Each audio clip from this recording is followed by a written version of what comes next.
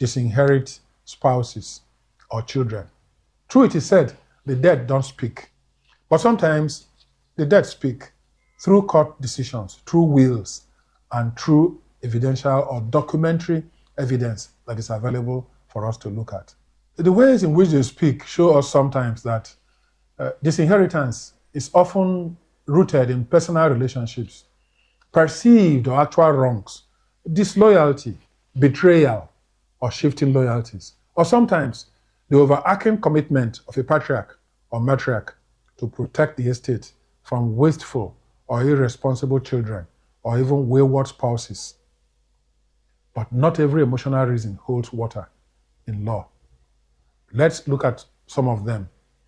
And they include adultery or marital infidelity.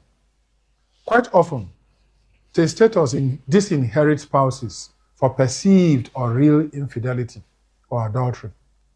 Whilst morally weighty, adultery is not an automatic ground for lawful disinheritance unless it was judicially determined and the marriage was dissolved.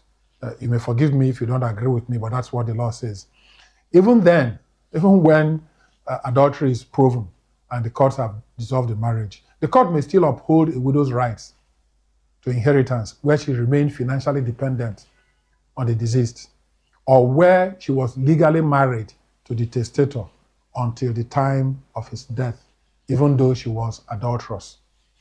We also find that one other motivation for disinheritance of a child includes estrangement from the parent, misconduct or waywardness, addiction to drugs, persistent disrespect or protracted family disputes, which often lead to these children being disinherited.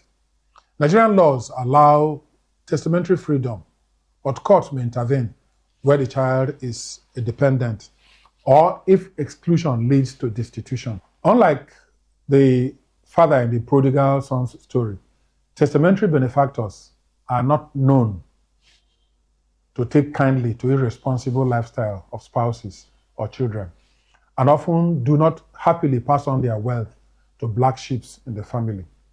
That child who gave his father heartache, refused to go to school, or often in and out of rehab, is unlikely to be